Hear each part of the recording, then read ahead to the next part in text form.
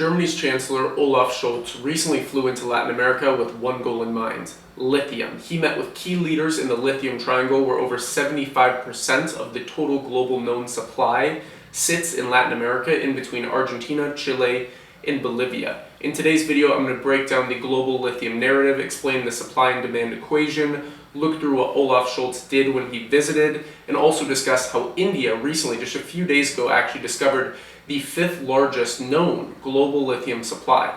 Let's get into it. So, to start off with the global lithium narrative, first you have to understand the demand side of the equation, then we'll discuss the supply side with the lithium triangle in South America. For demand, lithium is needed in everything that we use today.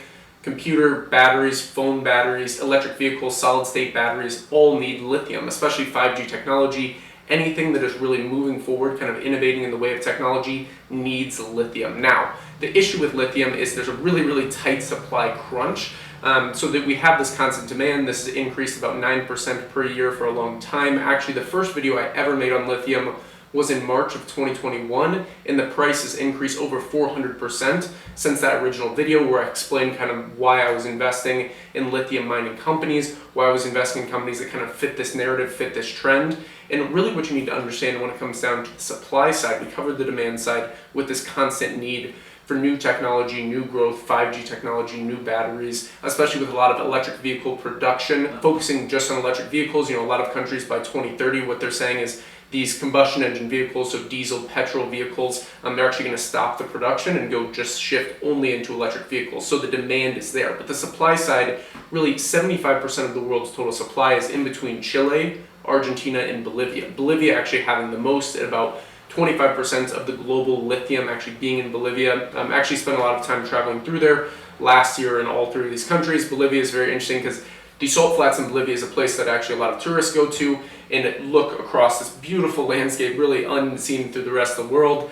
Very beautiful. So what you want to understand is these countries really tightly control the supply, but these countries are also extremely economically volatile. So new governments come in, new processes come in, there's a lot of different things each of these countries have put in place for mining investment, for foreign direct investment. And Bolivia especially has been very tough with this. It's actually the poorest country in South America. About 40% of the population is below the poverty line. And really what they've done is pretty much all foreign investment, they've kind of incorporated these rules where you have to partner up with a government-owned entity. So if you want to start a mining company there, you have to be involved with the government. There's a lot of high taxes here, about like some even 38%. So very high. Argentina's kind of in the middle here, where early in the 2000s, they had a president that kind of enforced these laws where any profits made in the lithium sector for foreign direct investments, they had to keep inside the country. This caused a lot of controversy and then pushed a lot of investments into Chile, which really, if you look at the three, Chile is the most open for foreign direct investment. You can actually own 100% of a company. And Olaf Scholz really was trying to explore with all these countries. He did not meet with Bolivia's representatives. He actually ended up meeting with Brazil's. So very interesting. He was kind of pulling a lot of strings there. Xi has been involved in a lot of this. China has been deeply involved in the lithium triangle, building a lot in Bolivia. Bolivia and the US obviously have a lot of issues, whereas Bolivia and China are a bit more connected. So interesting to see what's going on there, but really Bolivia has been focusing a bit more on keeping everything there. So not just actually extracting the lithium and refining it and then exporting it, but actually keeping the manufacturing in Bolivia. The issue here is the education, having people that are really advanced metallurgists, miners, things like this to actually develop things with lithium. Moving on now, going into this recent discovery in India, actually really shaking up this entire global narrative, but again, just kind of reiterating the supply and demand side. You have a lot of demand when it comes to new technology. The supply side, really in that lithium triangle in South America. Olaf Scholz, Germany's chancellor, actually flew in, met with a lot of these people. There's a lot of other world leaders that want to get in there, but now India adds a lot to this narrative, right? So India really trying to be the world's manufacturing hub as things kind of shift from China. India, the population is booming. Just this year, they surpassed China in population.